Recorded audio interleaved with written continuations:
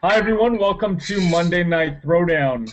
Before we start the show today, we just want to start by talking about what happened last week in Boston. We want to start by offering our deepest condolences to the victims of last week's tragic events. We also want to thank the authorities and law enforcement officers who worked tirelessly to apprehend the culprit in the 24-hour manhunt that ended in Watertown last Friday. They served as a reminder of what makes this country so great. We are Bostonians, we are resilient, and we will gather on Boylston Street again. We are Boston strong. That being said, hi everyone, welcome to Monday Night Throwdown. I'm Aashish Sharma with Jake Banter. John Fernald and Brian Roach can join us this week, but we do have from clnsradio.com, Mr. Nick Gelso. How you doing, bud? Good evening, gentlemen. Happy to be here to talk some hoops with you. Yeah, excited to have you. As I said, Nick is from clnsradio.com. It's a fantastic site. They do great work. Strongly encourage you guys to all check it out. Nick, I want to start by asking you about that disastrous outing that the Celtics had at Madison Square Garden, or rather 3 days ago on Saturday. What did you think of that one? Yeah, what could I think? It was a disaster. Everything that the Celtics have been criticized for all season seemed to all come together in a bad way on Saturday, and the Celtics sorely missed their point guard, Rajon Rondo, as we knew they would in the second season, when really it's more difficult to get points. The Celtics struggled offensively all season long, even with Rondo, so not having him really shows the age of guys like Paul Pierce, who's doing the best he really can under the circumstances, and Kevin Garnett. We need more from KG. He's got to get lower in the post. We've heard these criticisms for years now. Garnett's got to catch the ball lower in the post. They cannot throw passes from half court into the post. It just doesn't work. And Jason Terry, does he play for the Celtics? I mean, I don't know. I mean, you're going to lose Ray Allen, so you've got to get something from Terry. He's got to at least serve as a distraction, for the defenders, just being on the court. And right now, he's not doing much, man. I mean, he's just kind of chucking up shots. They're not his typical shots, and they're not coming easy. And Jason Terry has really disappeared. And Doc's got to find a way to keep Jeff Green involved in the game for 48 minutes. He's got to play more minutes, and he's got to stay within the flow because, years past, we said Paul Pierce was the only guy on the Celtics who could really create his own offense, and he still can, even though at times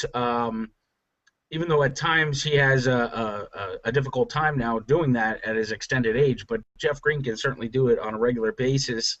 And we need to see that, guys. The Celtics have got to win one of the first two games in New York. So that means game two needs to be won, or they will not win this series. I don't believe, and I'm probably saying this for the first time in 4 or 5 seasons, I don't believe this current Celtics team can win a game 7 in Madison Square Garden. They got to wrap it up in 6 if they're going to wrap it up, and that means they got to take one of the first 2 games. So game 2 is a must-win.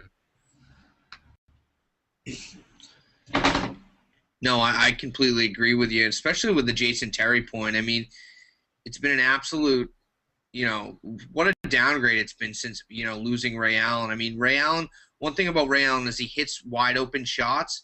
It seems like Terry doesn't have that kind of automatic hitting wide open shots. He's more of a guy that, hits it with somebody in his face. And he just doesn't have that automatic stroke from 3 like Ray Allen nobody does like Ray Allen, of course, but he just hasn't been the player I think that the Celtics were expecting to get when they signed him to replace, Allen. And I agree with you too with KG. I mean, that's always been the problem with KG is he's a 6, he's a 7-foot tall, basically jump shooter. And when he played for Minnesota, they could have him a little bit on the block where he would play that wing, like mid-high post game, and he would kind of have the turnaround. But now he goes completely away from that. He either steps, shoots a 22-footer from the top, from the top of the arc, or a baseline shot. I mean, his offensive game is completely jump shots now, and I think that's a problem when you don't have anybody that can go inside and get a bucket on the block. The Celtics have no one. Well, it's also a problem for Garnett. having lost Ray, and let's think back on Ray a little bit. Jason Terry, it's common in the media for people to say Danny Ainge brought in Jason Terry to replace Ray Allen. Let's not forget, I think Jason Terry signing pushed Ray over the edge to go to Miami.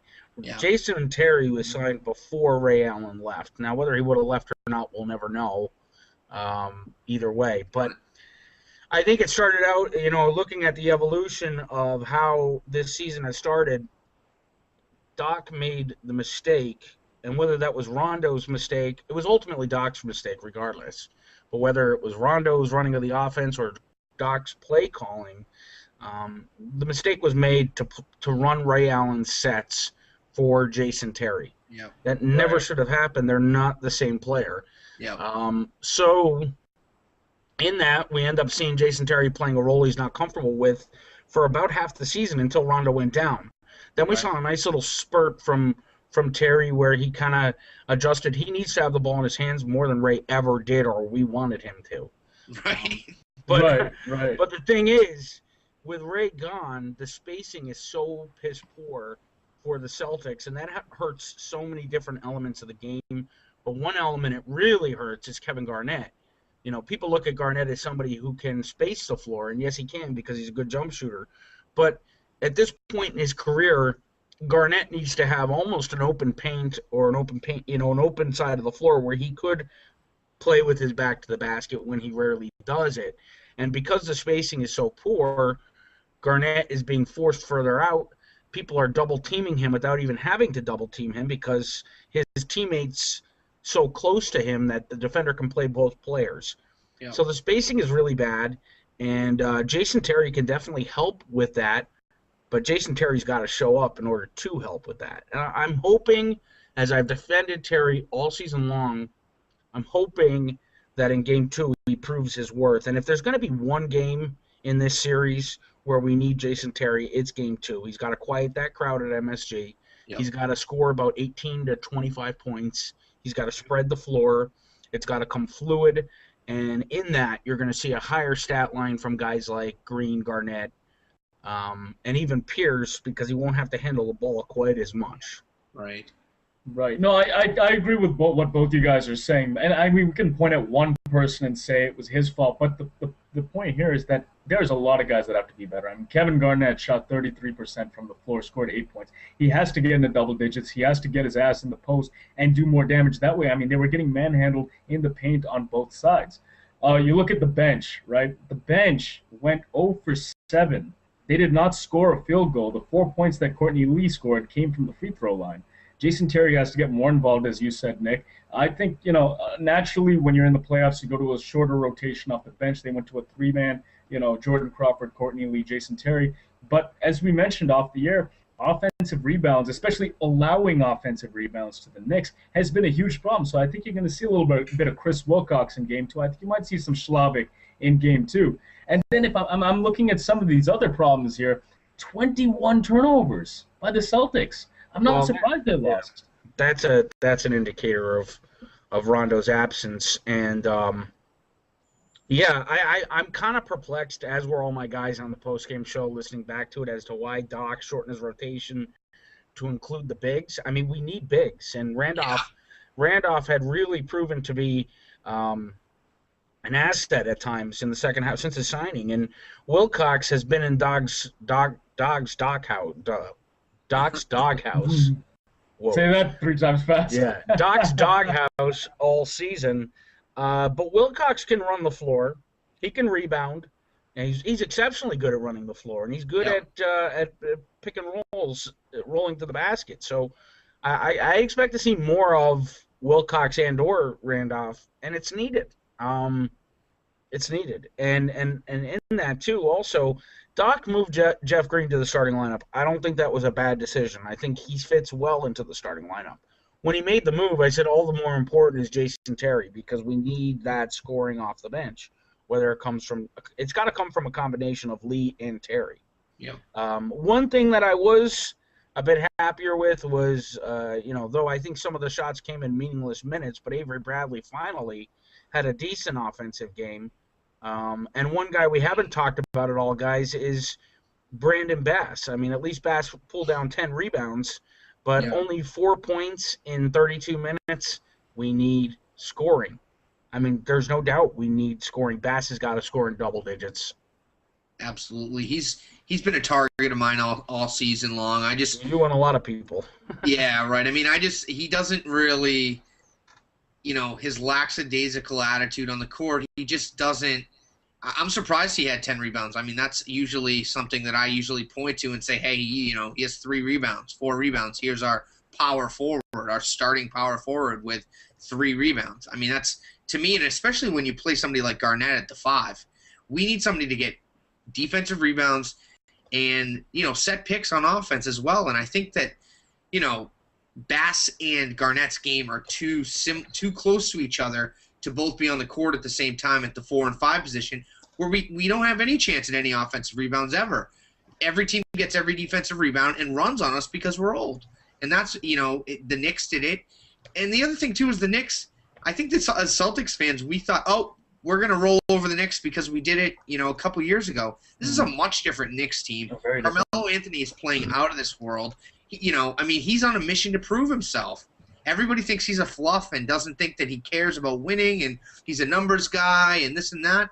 This is his chance. And let's put it this way. If Carmelo gets knocked out in the first round this year, where do you put him? This is his shot. He's 2-10. He got his second win. Yeah, I agree with you. Melo's had a great season, but he's never really proven it in the second season, and he has to do it. So, not to mention, you also have Kmart, who's not feeling real good about the Celtics snubbing him. Right. Right. Chandler is finally getting healthy. He loves playing against KG. Yep. There's some other storylines in there as well. And of Right. course, the Melo KG, incident earlier in the season, they both say it's over, but, one comment from Garnett, frustrated, would bring all that right back. Probably. So, Yeah, right. There's a lot of storylines. New York-Boston is always a great series to begin with, but guys, I got to tell you, it's the first time in 5 years I hold no confidence level and very low expectations entering the playoffs. Yeah. So then let's look ahead now to Game 2. Nick, do you see any opportunity here for the Celtics to make up for their shortcomings in Game 1 and possibly steal one on the road before coming back to Boston? Well, there's certainly opportunities. There's never not opportunities, and let's face it, the Celtics team has proven over and over again that they play best when they are playing the underdog. So, yeah, I think they could pull it out.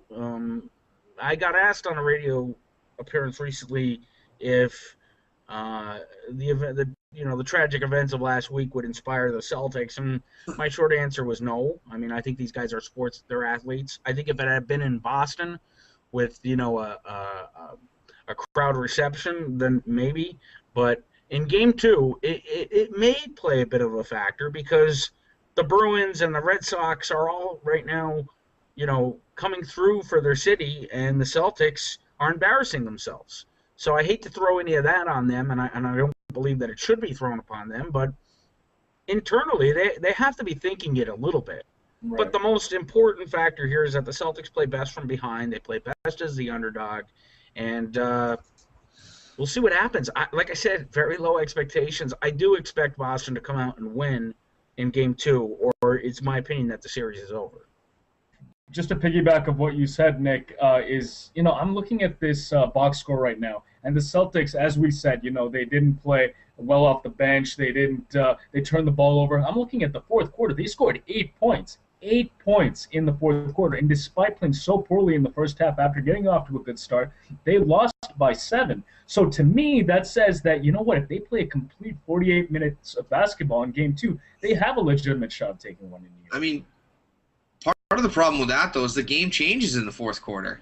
The game changes a lot, and you need a ball handler. You need a distributor. You need somebody to get the ball in the positions of our scorers. And when you got Paul Pierce bringing the ball up, it doesn't leave you a lot offensively to go with, And not to mention, guys, I find it very, very I find it to be a seldom chance that Tyson Chandler only plays 20 minutes and only grabs 5 rebounds in Game 2.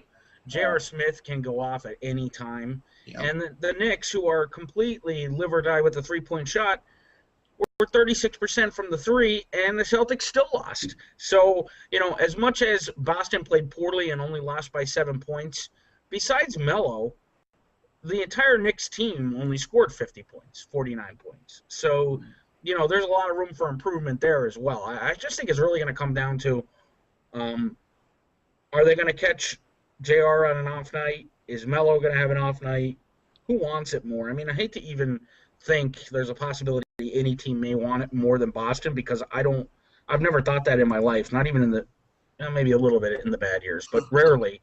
But this Celtics team is tired, man. I mean, this has been a 5-year odyssey where they have just, these veterans have given it every single ounce that they've had. They played injured. They've played through trade rumors. And they still, in the end, always seem to surprise us after a poor regular season or a slumping second half of the season. They make a comeback. What's left in the tank? And I guess I've moved on from what are my expectations of the playoffs this year, and now my mind thinking is kind of on who are we going to see next year. Yeah. Are these the last games we're watching Paul Pierce and Kevin Garnett play? And if so, guys, take it from somebody who idolized Larry Bird and watched the end of that Big Three era. If that's the case, win or loss, savor the moment, enjoy what you're seeing. Two of probably the biggest warriors in NBA history, one of the greatest duos in I would say in NBA history, coming to an end, and let's think forward to next season. What's going to be left? I mean, has Danny created a core of tradable pieces for another superstar, or is he building assets around his future, which is Rondo and Green and Sullinger and Bradley, to be competitive in future seasons? I mean, not to get off on a tangent, but that's where my train of thought has really gone to in the last couple months, especially the last couple weeks. Before we let you go, Nick, I just want your final prediction of this series. Who comes out on top, and in how many games? I gotta keep my green goggles on, guys. I'm wearing my green sweatshirt. I mean, maybe there's one last rabbit in the hat for Doc Rivers, and maybe a quarter tank of gas left for Pierce and Garnett, where they could pull it out in 6 games. My prediction is they got to win tomorrow. If they win tomorrow, the Celtics will win it at TD Garden for Game 6. If they do not win tomorrow, I believe it'll be over in 5 at MSG. All right. Well, there you go. Hey, Nick, thanks so much for joining us. Everyone, he's Nick Gelso from CLNSradio.com. Fantastic work over there, Nick, and we look forward to having you on with us in the future. Guys, I love what you guys are doing, too, and I appreciate and am humbled and flattered by the invite, and I hope I can talk hoops with you soon. Definitely. Thanks a lot, Nick. Thanks, man. Take care. I want to talk a little bit about what the Sox did. As Nick mentioned, the Red Sox and the Bruins have sort of taken last week's tragic events and used it as momentum. Spun it into a positive that said, look, we can absolutely build off of what happened and show how resilient we are as people. David Ortiz, I think, had one of the best speeches in the history of sports when he took the microphone at Fenway in front of 35,000 people, dropped an F-bomb and said, hey, man, this is our effing city. Hey, we all do it, no? I love it. And I think the best part of that was the chairman of the FCC tweeted out, hey, man, we stand with David Ortiz. That was a fantastic tweet. I loved it. Yep. I mean, it is what it is. I mean, it's been a crazy week as a 10-year, been living in Boston for 10 years, grew up 20 minutes outside the city. This area is in my blood. It's part of who I am. It's like no other week I've ever experienced, and it's really tested the nerves of a lot of people, but it's also brought us together. And I think, the Red Sox stuff and sports are always something that bring us together here in Boston. It's something that we're all, a lot of us are passionate about, and it's great to kind of go out and celebrate and be with a bunch of people. I know for myself, that was one thing that I was really excited about doing, is being around people, a bunch of people again at a gathered event, kind of stand united. And it was, definitely something that I don't think anybody will forget anytime soon.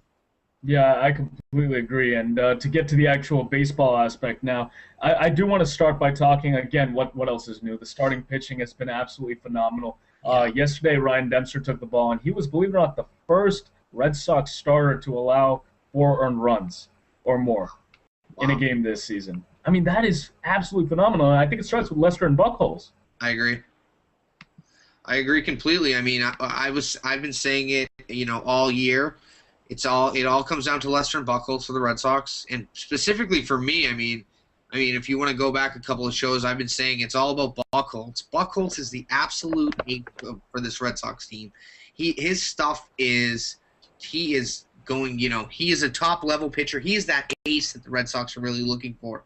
I think John Lester's a great, 1A. I think John Lester's a horse. I think he's going to, pitch 200 innings this year. And I think he's going to have somewhere in the range of 14 to 15 wins, which is great. But I think Buchholz is going to compete for the Cy Young. I think he's ready. I think this is his time.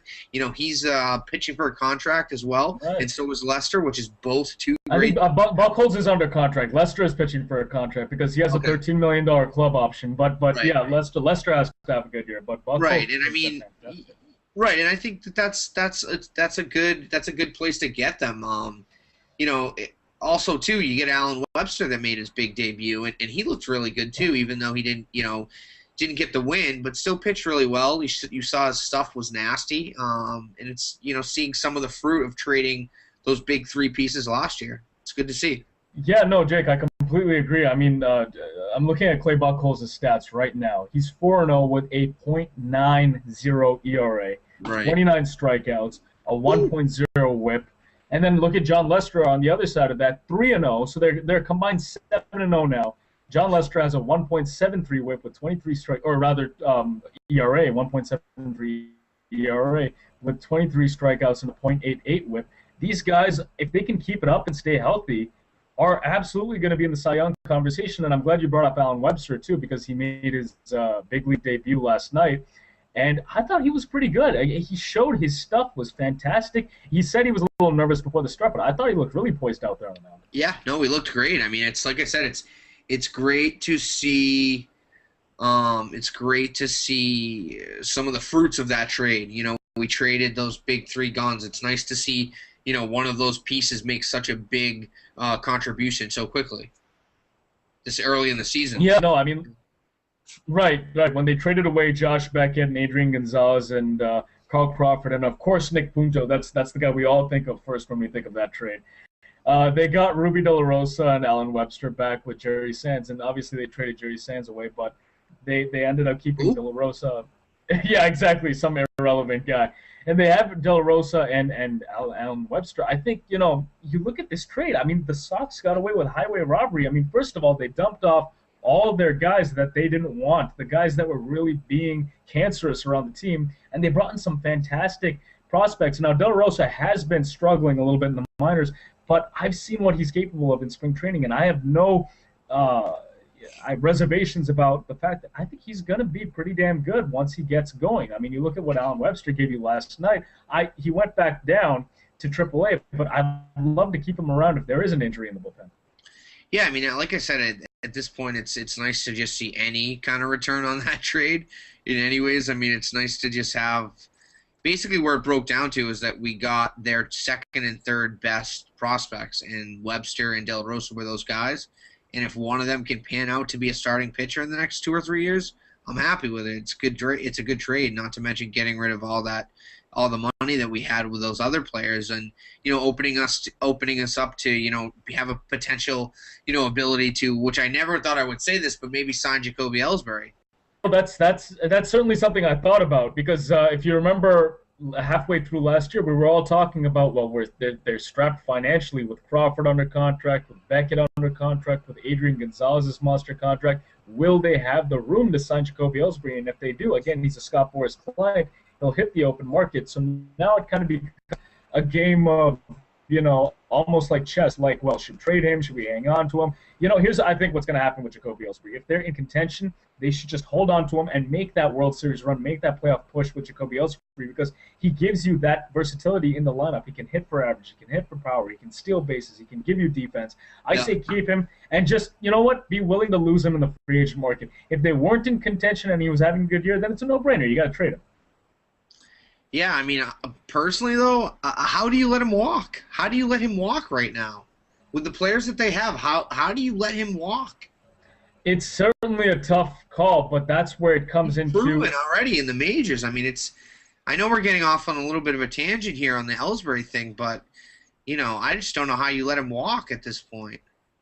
I think it comes down to what becomes, your goal. And if Jacoby Ellsbury is sort of that spark plug with Dustin Pedroia at the top of the lineup, and obviously Shane Victorino, who's been fantastic, I say you write him out. You stay with him. Because if you're making a playoff push, you need a guy that can get on base at the top of the order, your leadoff guy that's going to dictate how the rest of the lineup kind of goes. And to me, that's Jacoby Ellsbury and then Dustin Pedroia in the 3-hole right there. I think that if they are in contention at the trade deadline, you got to hang on to them. And I know it's not what I've been saying in the past, but I think right now, I fully believe that, though I did not expect them to get off to such a hot start, by the way. So. Yeah, no, they couldn't have started any better. I mean, let's talk a little bit about the Andrew Bailey and Hanrahan situation right now. I mean, Andrew Bailey winning co-player of the week with Mike Napoli, who's also on fire as well. But I think Andrew Bailey, I mean, how do you put Hanrahan back in that closing role with the way that Bailey's been pitching right now? I'm really glad you brought that up because, I mean, I was not a fan of Hanrahan from what I've seen because he racked up 3 quick saves early on in the season. Right. But if you go back and look at those saves, I mean, those were some really sticky situations he got himself into. Yeah, absolutely. They weren't clean saves. It was kind of reminiscent of Papelbon in those years where he kind of struggled. He still got the saves. He'd have the occasional blown save. But then Bailey comes in. He did blow a save 2 games ago. But in general, he's been pretty lights out. I mean, I don't have his stats in front of me.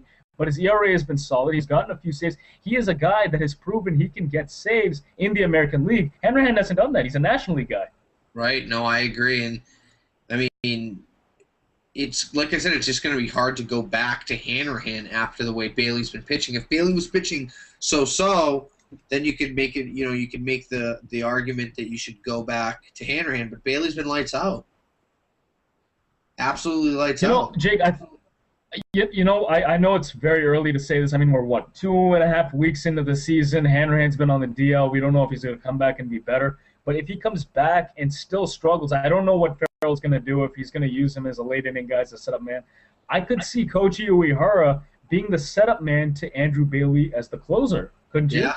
No, absolutely. But what do you do with Hanrahan is the question. Find a trade partner, and I know right now the way he's been pitching, his value hasn't been all that good, but there will be a team out there that's going to need some bullpen help. You got to DFA him and see what There's a couple of teams that need closers, and yeah, I agree. I mean, maybe that was in the Red Sox thinking of bringing Hanrahan on, is that either him or Bailey will pan out and we'll have another trade piece. Just before we move on to our next topic, which is going to be Mike Napoli, I just wanted to say that the irony of the situation, Jake, is that Andrew Bailey was the one that was going to get traded in spring training. And Hanrahan was the one. I mean, if you go back to the previous shows and you go back to what people were writing, the sports writers, they were saying they're going to showcase Bailey and they're going to set him up for a trade, and they're going to roll with Hanrahan. So I think this is just complete irony here, where Hanrahan is the one that's kind of now being pushed out. No, we're going to go with Bailey in the closest role. So and maybe that's what they're doing. I mean, maybe they are showcasing Bailey right now. Bailey's value's high, and maybe Bailey's the one that's out the door. Who knows?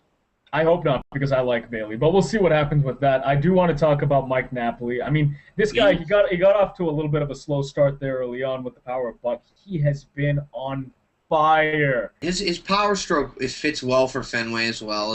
He's one of those classic big right-handed bats who can reach the monster with barely getting contact on the ball. And he's like a softball player in a lot of ways. He hits a lot of doubles, gets a lot of home runs, strikes out a lot. Not going to hit for a ton of average, but he's doing exactly what the Red Sox need for him. What I really like about what he's doing is he's getting ribbies. He has like 20 RBIs already, which, as a Red Sox fan, that was one thing that a player like Gonzalez struggled with. Gonzalez wasn't getting the RBIs. There were other players that weren't getting hits at key points of the game, and Napoli seems to be one of those guys that plays well with the runners in scoring position, hits well with the runners in scoring position. Exactly. No, I completely agree. I mean, with Adrian Gonzalez, I remember the major knock on him coming through first year almost all the time. But you go back and look at the situations. It was when the Sox were up 10-0. He hit a 3-run bomb. He was not the clutch factor with Adrian Gonzalez was not there. With 2 down in the bottom of the 8th with a runner in scoring position, he'd strike out or he'd pop up. I mean, obviously here and there he did come up with a few walk-off hits, but that was the major knock with Adrian Gonzalez was that he was padding his stats when it didn't matter. And going back to Napoli, that home run that he hit off Guthrie yesterday, that hanging breaking ball, absolutely crushed it on the Lansdowne Street. And that's the type of power that we saw. If we bring in Mike Napoli to Boston, he's going to exploit that short left field wall there that he can lift it over and get a lot of home runs that way. Yeah, no, it's perfect for his stroke. He hits a lot of fly balls, hits a lot of deep fly balls to the left. He pulls a lot of balls. The Red Sox for, the last 50 years have looked for right-handed bats to hit off that wall. So, he fits right into the market with that, which is great to see. I'm glad that he's had a decent start with all the contract issues he had at the beginning of the year, and in the offseason. I'm glad that hasn't been an issue for him on the field. He's been able to come in and hit pretty well. Right, and before we move on to the next thing, I just do want to say one thing about Mike Napoli is that I just love his attitude. He just comes up, he comes in, shows up. You don't hear a peep out of him. He comes to play. He plays hard. He's been impressing me with his glove at first base. Obviously, he's not really known for his defense, but he's been fantastic. Sure. And he looks like a good citizen. He looks like a good teammate, and you couldn't ask for more after what the Red Sox have been through over the last 2 years. Oh, absolutely. I don't think, that's definitely part of it. That's a huge part. It's absolutely easy to love this team, and even guys like we're going to talk about now, Will Middlebrooks, he has been struggling. Where's Brian? We talked last week or 2 weeks ago. I knew you were going to go there. Honestly, do you have the list on you? You just hold that thing up. So Brian, hey Brian, if you're tuning in, right now from wherever you're vacationing, man, Jake's got the list. Right. 36. I would be 36 home runs. I was just gonna say. Middlebrooks is struggling. That's everybody can see that, and he's a really important part of this lineup. And if he's not going to hit for average, if he's not going to hit 280, 275, somewhere in that range at least, he might be. I said this earlier, and you guys called me crazy, but if he doesn't hit this year, Xander Bogaerts going to start playing third, or he's going to start playing left field. I think you're jumping the gun just a little bit there, Jake. Look, Will Middlebrooks has shown what he can do. He did it last year. I think no, because the thing is, look, I think right now he's gotten off. When you start the year in a slump, you kind of start to press a little bit, kind of like what Carl Crawford did. And I think he's going to find his stroke. Look, he's got a beautiful swing. And I know you made fun of me for this, but he really does remind me of Evan Longoria at the plate. Like, again, Evan Longoria is a superstar. Will Middlebrooks is a second-year player. But I'm talking about the build, the swing. They play the season. He's got a lot of pop, a lot of power. You remember that game in Toronto where he went 4 for 5 with 3 home runs.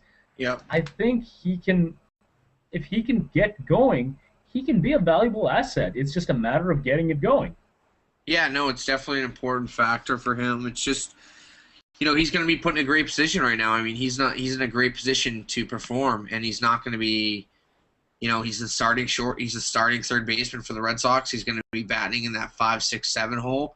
It's going to be, a lot of opportunities for RBIs with the guys in front of him, and let's just hope that he turns it around, and it's just kind of an early season funk, which I think it could be. I was just kind of getting on Brian because I won't let him forget that he told me that Middlebrooks was going to hit 36 home runs, which is right here on the top of the list, number one, because it's the most bold claim of this whole show. So we're going to stick with the knowing about 36 home runs. I'd be happy if he got 22 home runs, personally. I think he's capable, if he can get his swing going, I think he's capable of hitting 20 home runs. He's shown 30 home runs out of Will. We'll see what happens. They've got a 6:30 game, so. Yeah, let's see. Did I say 30? Did I say 30? I think, no, I don't know if you said 30, but I said if he gets 30 home runs, I'd be surprised. I'd love that. I'd love that. So we'll see what happens with Millbrooks. We'll be following it throughout the season, but we will move on now. I want to go on to some hockey. Obviously, the Bruins postponed their game the night of the bombing, and they moved it to the following day, which I believe was a Tuesday. And Jake, I think one of the most beautiful moments I've ever seen in sports. Rene Rancourt, the singer for the Star Spangled Banner, who sings our national anthem before Bruins games, went out and started singing. And apparently, he talked on Dennis and Callahan on WEI the next day that when he started singing, he got choked up, after the first couple lines. And the Bruins crowd picked him up and started singing the national anthem for him. I thought that was one of the most beautiful, most moving things under the circumstances of what just happened. And I don't know if you got a chance to see that live, but I think that was really something special. Absolutely, and Rene Rancourt is such a big part of like that towny Boston fan type of mystique. He's known to show up at local weddings and so on and so forth. He's just a local guy, really cares about this area, really been a huge part of, the Bruins for, as long as I can remember, as long as I've been on this earth at least. And, it was definitely a great moment to unite. I think, like I was saying before we got into the Red Sox, it was just a moment for everyone to come together. And sports always does that, where it brings, 15,000, 17,000 people together, 35,000 if it's a Red Sox team, so on and so forth. But it brings people together, and it was really important for for everybody to come out and go to the game. So even though the Bruins lost the game in a shootout, it was still a good way for people to come together and stand up for Boston, stand up for America. What they did in the game, like letters right off their backs to the first responders after the game, I thought was one of the coolest things I've ever seen. Definitely. So that being said, Jake, how do you feel? So that being said, what are your thoughts on this team heading into the playoffs?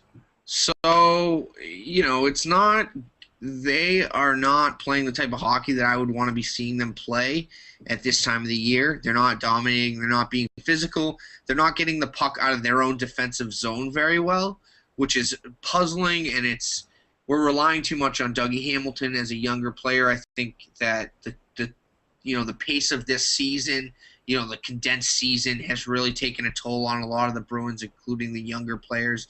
And let's be honest, Milan Lucic is an absolute bum right now, is an absolute bum. He has 5 goals. He's the highest paid forward on the team, the highest paid winger on the team. And he's not being physical. He's not moving the puck.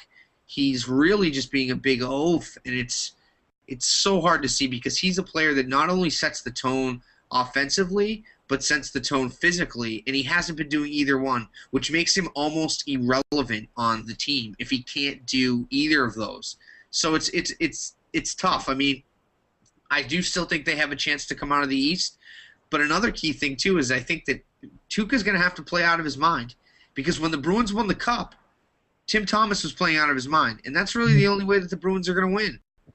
Right, I agree. It starts on that side of the puck and just making sure you limit the scoring option. Just continue. I think they've looked a little bit better on the power play lately, but that's still continuing to be a problem. And we'll just kind of see what happens there. And Brad Marchand has to continue to be the star. I mean, I wanted to ask you what you think of his MVP chances. I know a lot of people are saying Ovechkin, but do you think Brad Marchand has a shot? I mean, he should. I think because of his reputation, he won't get a legitimate look.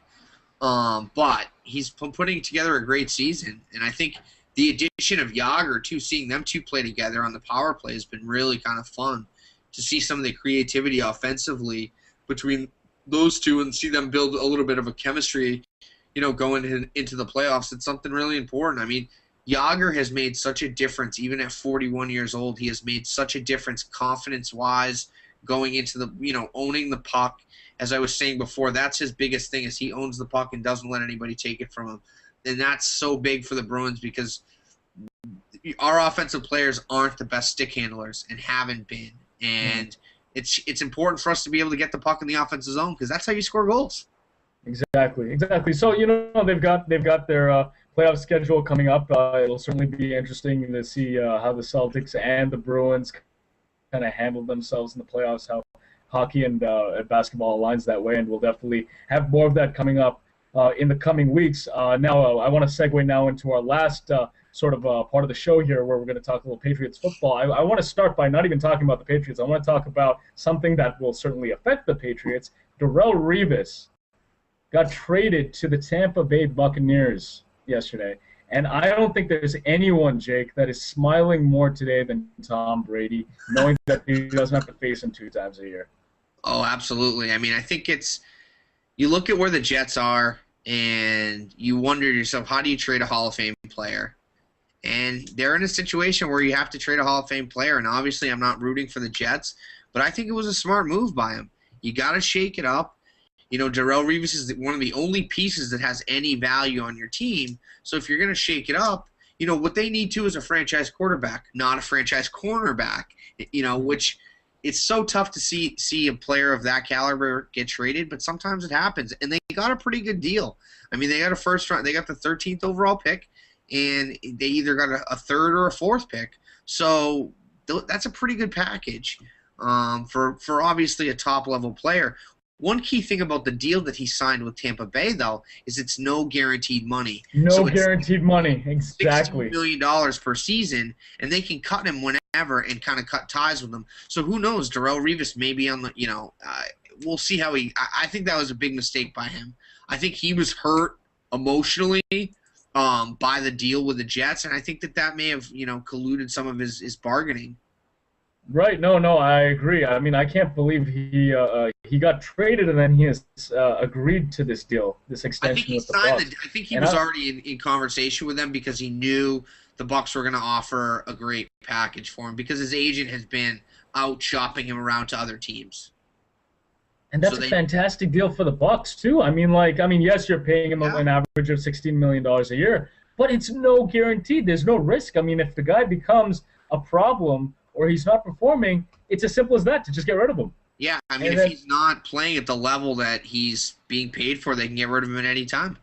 Exactly. So, I mean, if you're Tampa Bay, man, you just got away with something great here. I mean, you just got to, again, you have to give up those high draft picks. But again, this is Darrelle Revis. I'm always, if I was a GM in the NFL or any other sport for that matter, I'm always in favor of giving up high draft picks for a proven player still in his prime. Because, I mean, come on, draft picks are just draft picks. You don't know if they're going to be a bust or not. I mean, this is Darrelle Revis, the best defensive back in the game today.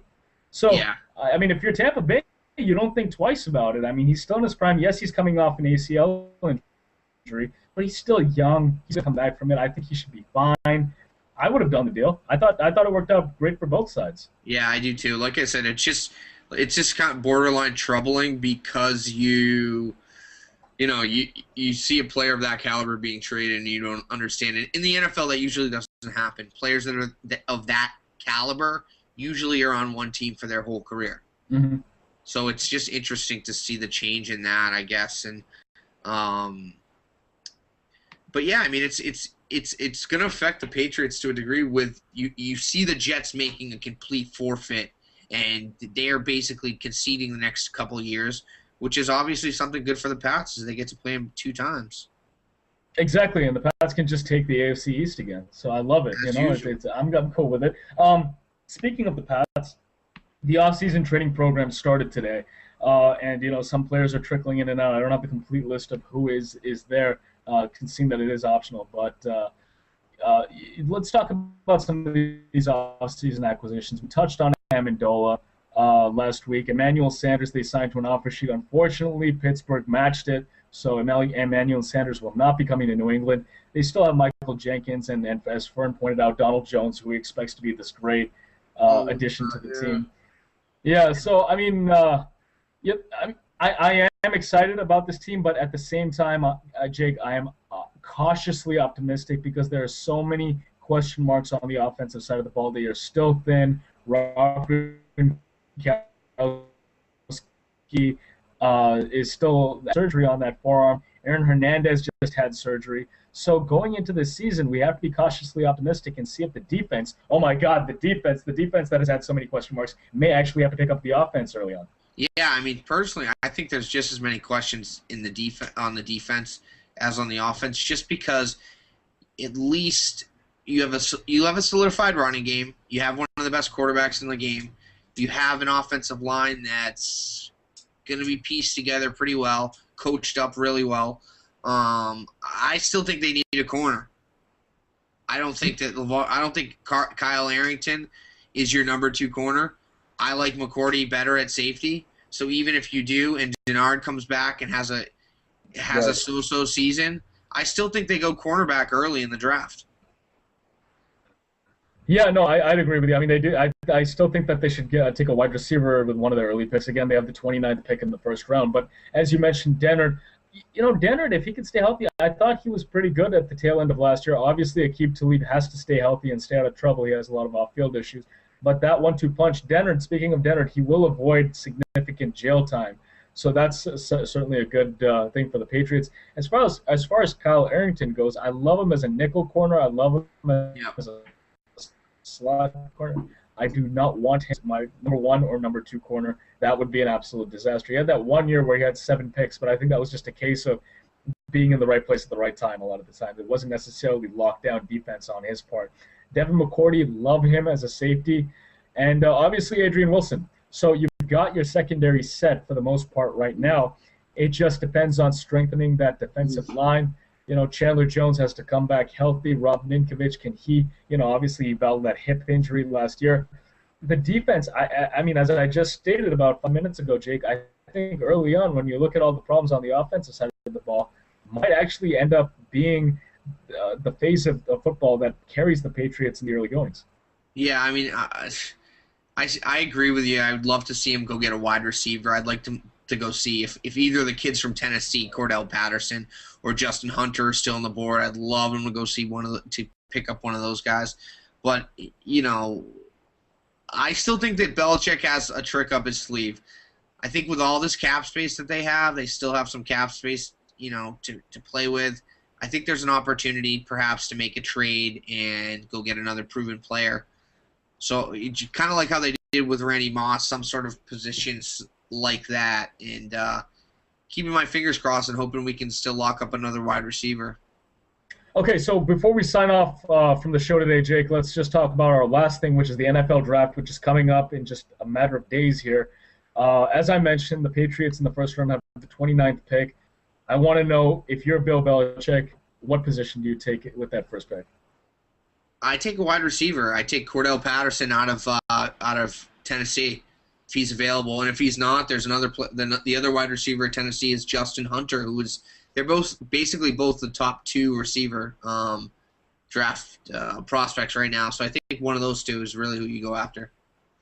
Yeah, no, I'd agree with you. I mean, I know we were talking about going after a defensive back in the draft, but again, this is something we talked about in the last show. You look at some of these DBs that Bill Belichick has drafted in the last few years, haven't really panned out. So I think he would be wise to stay away from drafting defensive backs in the draft. I would not be surprised, rather, to see Bill Belichick do his annual routine of trading down, and it pisses up. We're waiting. Oh, the Patriots traded away. So We'll see what happens. I would love for them to take Tavon Austin. He's not lasting until the 29th pick, so the only way to get him is to trade up. He'll go within the first 16 picks. So it'll be interesting to see, but I do think that they will get a guy that's sort of an A.J. Green type, a guy that's a speed demon, a guy that can Jeez. I'd love to see A.J. Green, but I don't see that player out there. Split on our flanker. I'd love that. An A.J. Green type. If they can get a wide receiver like A.J. Green, if there's one available, I would love that, Jake, because if you look at the Patriots offense, they've not had a guy that can stretch the field since Randy Moss left. Absolutely. So that's pretty much all we got for this edition of Monday Night Throwdown. This shortened, quick, brief edition of Monday Night Throwdown with just Jake Banter and I. Hopefully next week we get the full roster back. I think Brent's still going to be on vacation, but Brian should be back. Hopefully we have another guest on radio.com. We'll see what happens there. But thank you so much for tuning in, guys, and we'll see you next Monday.